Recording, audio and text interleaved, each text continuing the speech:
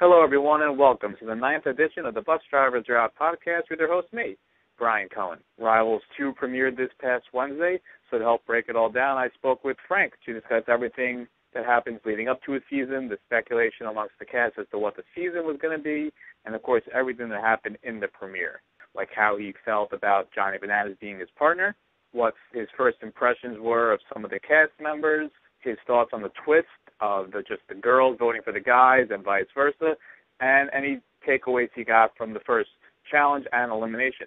You'll get all that and a whole lot more in just a minute. Let me just remind you first to follow me on Twitter at BusDriversRoute. Go to my blog, busdriversroute.com, and subscribe to my YouTube channel.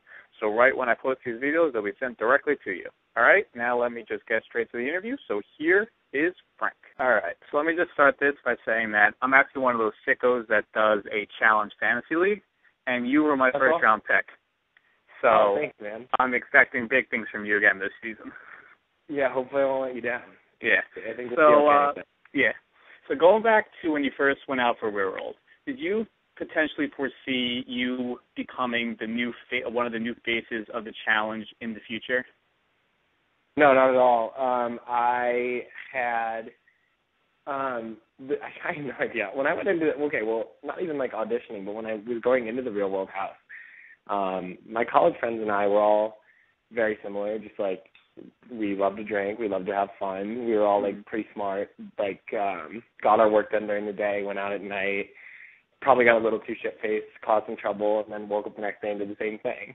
And so when I was going into the Real World house, because I was surrounded by that cohort and that had become normal to me, I thought I was completely normal. And then I moved into my Real World house and everyone was fairly conservative, didn't really like to go out that much, very staunch and afraid of being themselves. And it was a total wake-up call for me because I was like, oh, this is going to be insane. I'm going to live for a summer with people who are totally crazy, and it's going to be eye-opening and weird, and I don't even know if I'm going to be able to handle it. And then I went into it, and it spiraled into me being some sort of Tasmanian devil amongst all these like little angels, and it was just so strange for me. But I had no idea, I didn't expect anything other than a crazy summer, and it's launched into this.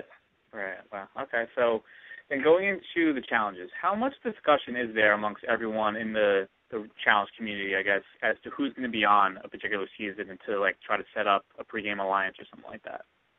Right. So the way it works is we get a call about, I'd say like 2 months out asking for availability, and then we get calls confirming being on the cast or not. I mean, anything can go wrong up until the day you leave, and I know they've had cast switches up until then, but it's an interesting process because some people like to tap out of it, and you have no idea they're going to go. Some people are calling everyone and trying to figure out what's going on. And the first time that on Battle of the Seasons, we kind of figured out that it was going to be a season-based challenge because there were 2 guys and 2 girls from every season. So we didn't know what the exact breakdown was going to be, but we kind of assumed that it was going to be a 4-person team, and turned out we were right. Mm-hmm. So when it was that easy to like see across the list of people, we were like, all right, let's try to get on this and like make some things work before we even get there. But this time it was a lot different because the cast was all over the place, and I can honestly say that no one had any idea it was going to be Rivals 2. Right. Like not even an inkling. What did you guys speculate? Because I know a lot of the thought going in was that it could be rookies versus veterans. Was that the thought amongst the cast too? It was a pretty even divide in rookies and vets, so we were kind of thinking that that's what it was going to be. We thought maybe it could be that or like some other form of like team challenge, maybe like 4 teams of 8 or something like that. No one really had any idea what it was. We definitely didn't think it was going to be partners though, and then we got there and they said that, and it's funny because I got a lot of tweets that were like, oh, everyone's so fake in their reactions. Those are absolutely genuine reactions because no one had any idea that it was going to be Rivals. Mm-hmm. It was crazy. I was like so taken aback. And then hearing West get called out first to be partners with CT, I was like, oh, what? Like, okay. I had no idea, like, looking down the line that it was going to be Johnny. But what was your relationship with Johnny Bananas going into the season? Have you two even met before getting on the plane?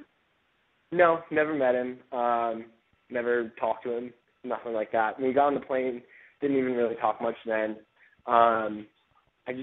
everyone kind of just like goes off into their little groups when we're first getting on the plane. I mean, you can definitely see some people trying to put things in the works, but you can't really make very solid alliances or very solid moves until you know the game and the whole way it's laid out anyway. So I don't really see what the point is. I kind of tended to myself, had some drinks and passed out because it was a long-ass flight. So I guess when TJ announced, you said you were thinking your partner was going to be Wes, right? Yeah, that's what I assumed just based on last season because, I mean, it could have been Trey, but I knew that Zach and Trey had a little more beef than I did with him, so I was like, okay, it's got to be Wes because if Dustin wasn't there, I mean, who else have I ever beefed with on a challenge or on the real world? That's it. Yeah. So I was like, This was okay. So when you were all there, did TJ have the same speech that was aired on TV about? Including the thing about it, maybe you beefed on Twitter. Was that said to all of you as well? Yeah, that was said as well. So I mean, that was kind of like a hint, but I mean, again, like that could have gone for. I mean, it did go for a bunch of people. It could have gone for Trey and Zach. It could have gone for Trey and I, even Wes and I. Like, so I didn't even know. It was definitely shocking. Yeah, I was definitely surprised because I mean, I had gone in with a game plan, and I know Johnny went in with the same one to take one another out. Definitely are two of the smarter guys in the house and two of the ones who can rally up troops on either side. So I think both of us were working very, like behind the scenes a little bit, just trying to get into people's ear to get one another out first, and then we ended up being partners.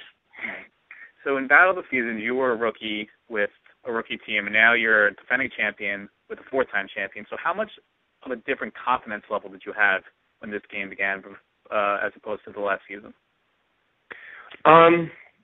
Totally different. I think you can see it in my attitude even in the first episode. Last season I thought I had to go in with a lot to prove, which looking back on last season is very embarrassing. I went in thinking I had a lot to prove, puffing my chest, a lot of bravado for just trying to prove myself. And this time I went in, and not only do you have to go in with a different attitude because it's a totally different game with different rules, but I went in with a different attitude, just feeling a lot more self-secured. I just feel like I felt like a very different person. I took the opportunity of watching the season and like trying to work on myself a little bit and gain back a little self-confidence. Because I think when you watch Battle of the Seasons, you see somebody who like definitely knows what he's doing, but he's not necessarily secure in me. And so when I went into this house, I felt a lot more confident. And also having one challenge on my belt, I realized that I'm actually probably built to do them as far as athletics go. So going into this one, I was not nervous at all like I was the first time because it's really built for like more of a like triathlete type athleticism or like someone who has a lot of endurance, someone who has a lot of balance, agility, and just someone who knows how to execute better than someone who has brute strength. I mean, the biceps are all well and good, but they're not going to get you very far on a challenge. I mean, maybe in an elimination round, but still. Yeah. How did the house compare this season as opposed to Battle of the Seasons? I know the temperature was a lot hotter there, but just the general house itself. Yeah. Oh, yeah. The house on Battle of the Seasons was unbelievable. It really was. Like the pool, the multi-levels, it was so beautiful. This house was nice. Don't get me wrong. I'm not trying to say it wasn't great, but it was all glass, so there was like very, very little privacy, which is like, I mean, we know there's not going to be a whole lot of privacy, but once in a while I want to take a shit without someone like looking in on you. And then it was also only one long track.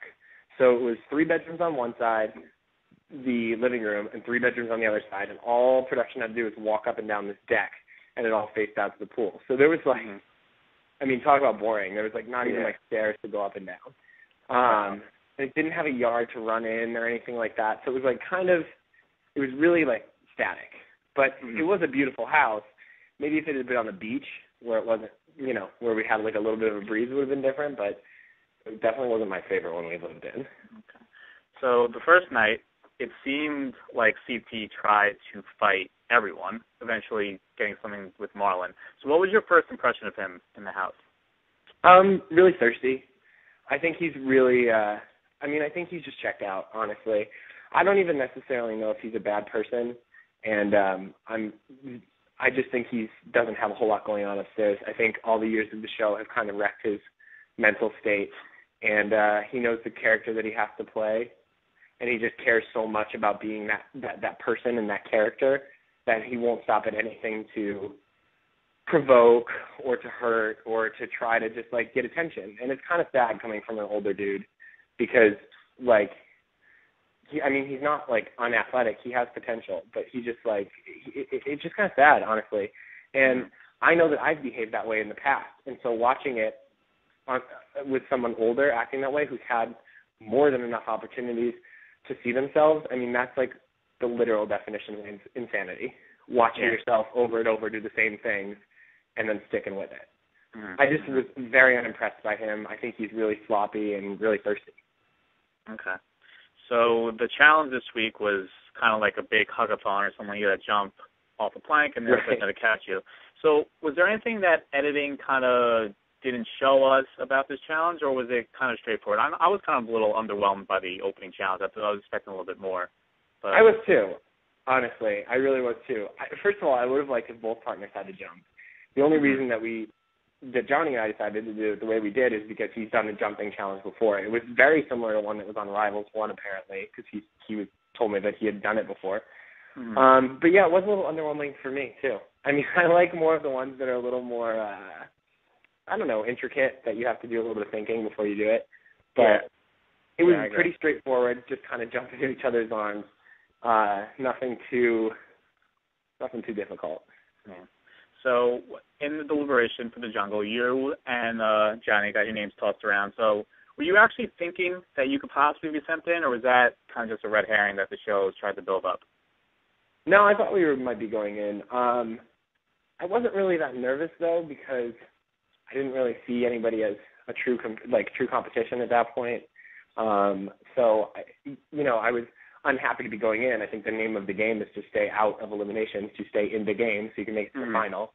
Right. I actually think it's really funny when people find some sense of, like, courage in going in. I mean, the name of the game is to get to the final, so why risk it? But absolutely. So in that sense, of course, I was, like, a little nervous and I didn't want to go in, but yeah, we definitely felt the heat. I mean, I heard what was going on the bus, and then I went up to all my girls, luckily enough, before they even had that little powwow that they showed on TV, and I was just like, I don't really know what's going on, but I don't think you guys want to vote for me. And they were like, no. And Johnny has a bunch of friends that are girls as well, and we got really lucky with that move. Right. So now, speaking of that, how much did that change any of the strategy that you and Johnny may have hatched in the first day or two, knowing now that the girls control your fate? My strategy didn't change at all. And I just got extremely lucky because I have more friends on the show that are girls. So that's where my allegiances lie, mainly anyways. A lot of the guys looked down the line and saw Johnny and I as a major threat. And I'm almost positive that every guy team there would have voted for us. So I'm really happy the way it worked out. And I don't even know if Johnny's strategy had changed that much either because, like, I think he has a lot of allegiances to the girls there too. He's had too much of a history with people like CTO West to trust them or ever put any faith into them. So, and everyone else was either new or looked up to me in some way as far as the guys go. So our strategy really didn't change much at all. We just kind of got really lucky. So do you think going forward this actually helps you settle in the girls now the girls are voting? I think so. And I also think that, like, sure, some of the girls aren't very athletic, but they've never really gotten enough credit for running the game. I mean, pussy can dominate everything because if a guy's banging a girl, he's gonna, like, do what she wants because he wants to continue to have sex. Right. So, like, I think the girls actually don't get enough credit for running the game, and I kind of like the power dynamic and the shift, especially because it can go any way you want. What I was thinking as soon as he announced that was, wow, it really doesn't matter. It's really going to speak as to who has allegiance to one another personally, because as far as the game goes, the guys' game doesn't affect the girls' game. The girls' game doesn't affect the guys' game. It's all just about who you want to be around. Yeah. So the jungle this week was kind of a repeat of what I thought was one of the best challenges ever from last season between CJ and Zach, but this time kind of 2-on-2. So right. Was there like a consensus as to who people were rooting for in this challenge? It's hard because I think a lot of the older people really like Dunbar, just because he's been around for a really long time. He's a nice guy. Tyree's completely harmless. He's also a really nice guy. But Rob and Derek are two of the sweetest competitors you're ever gonna meet. So it was a tough split. I was rooting for Rob and Derek just because I know them both really well, and I wanted to see them come home. But it was definitely there was definitely a split in the house as to who people were voting for, rooting to come home.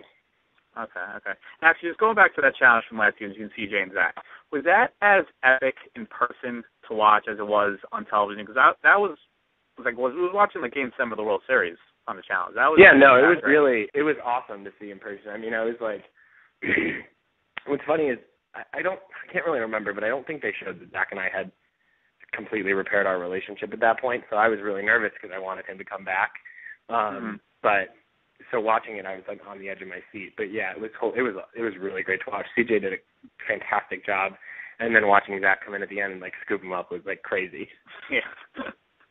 So 10 episodes, you guys were able to go out a little bit. So when you guys go out in the challenge, does MTV rent out a club, or are you able to interact with the locals? Okay, so we kind of can interact. They don't rent it out. I mean, we go to a club, they call ahead, they make sure they have room for us, and we go. But the thing, we can't really, especially in Thailand, there wasn't much interaction because there weren't a whole lot of people who spoke English.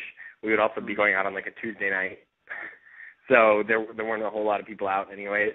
I mean, it kind of just becomes a drink whatever you want fest, and by that I mean in the house we're provided alcohol. I mean, under very strict rules. Actually, everyone thinks we just get thrown booze, but we don't. Yeah, how do the alcohol rules work in the house? So after we have to do anything, you can't get any booze before you have to do anything. So if there's a deliberation that day, no booze until after deliberation. If there's a jungle, no booze until after the jungle. If there's a challenge, no booze forever, obviously. But mostly just at night after we're done with everything and it's just us hanging around the house, we can get red wine, white wine, and vodka and beer. Those are the 4 things we're allowed. And it's kind of like asking mom and dad for booze every time, because every time you finish a bottle, you have to go to somebody in production and say, oh, I need another bottle. It's a little bit frustrating, but... do they ever say no when you ask? If it's a really sloppy night, yes, they do. And it also depends on who's asking. I mean, if Knight's asking and he's about to die, basically, because he's drank so much, they'll say no. But if I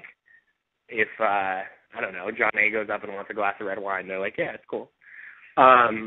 So when we go out, it's basically everyone can buy their own liquor and buy whatever they want. So those are usually the sloppiest nights because people start drinking whiskey, doing shots, and that's when it gets really, really messy. Mm-hmm. I'm always curious about this. How is the food situation in the house? Is the food good? They provide food for you guys? It's not great. It's catering, and it's catering in another country. And at least this time in Thailand, they tried to give us American food, but they didn't do it well. So it was a bastardized version of American food. And it was also loaded with MSG because a lot of Asian countries cook with MSG, and I would say probably 40% of the people in the house had an allergy to it that they didn't know about because there's no MSG in the States. And so people were bloating and getting sick, and it was rough. It wasn't great. So going forward for the rest of the season, what can we expect? Is this going to be more crazy, more intense than Battle of the Seasons?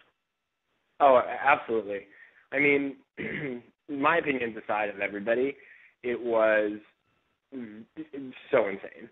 I think everyone got pushed to their limit and either fell back and said, oh shit, I need to stop, or kept going and went in absolutely off the wall crazy.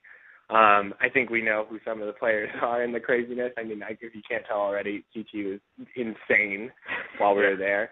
But everyone lost it at some point. It was just, I mean, it's 110 degrees, 100% humidity. The food sucks. We're locked in this house with these people, and the house wasn't very big this time, and everyone just had their boiling points, and it was so much worse than Battle of the Seasons.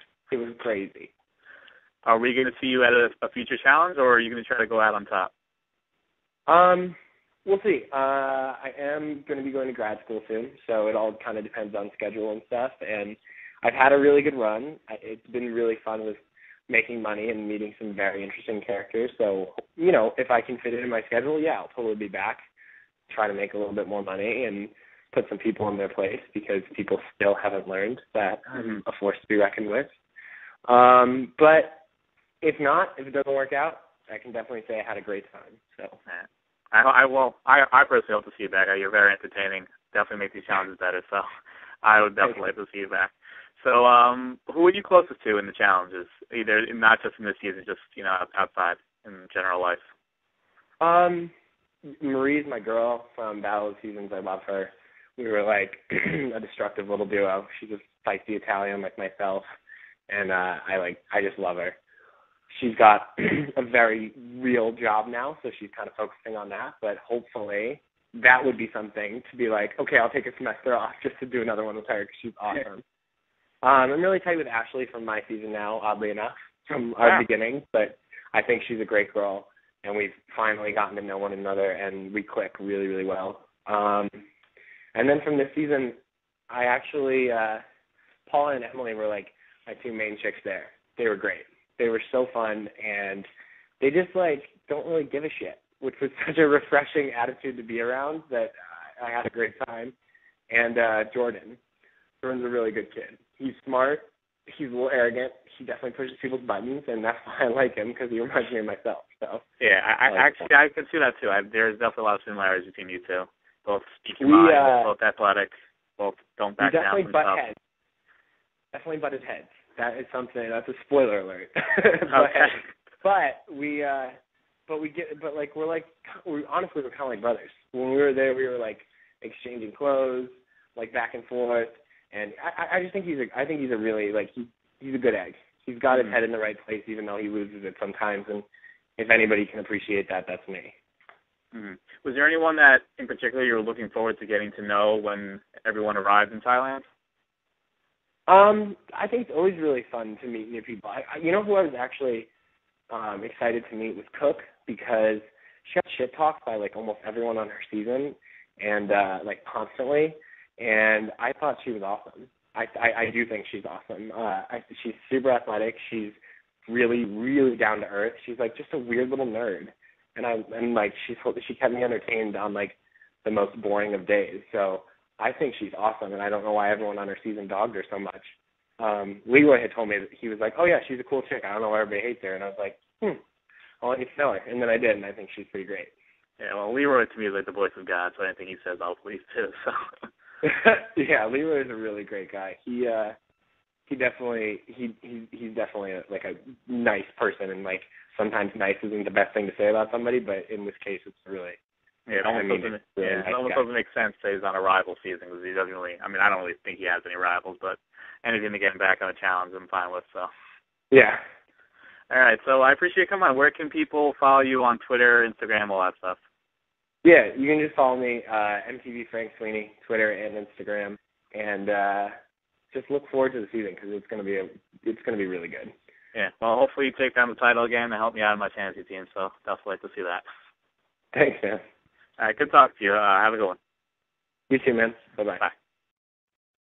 There it is. The 9th edition of the Bus Drivers Are Out podcast is in the books. Hope you all enjoyed my interview with Frank, and hope you all feel a little bit more ready for the second episode and the rest of the season of Rivals 2, getting a little of the reality of what happened in the premiere. So before I wrap things up for today, let me just remind you once again, follow me on Twitter at BusDriversRoute, go to my blog, busdriversarout.com, and subscribe to my YouTube channel. All right, that'll do it for me. I'm going to hopefully try to do one of these interviews every week after an episode. We'll see if I can track down these cast members, get them on the line, so I can give you all the goods. So until next time, have a good one.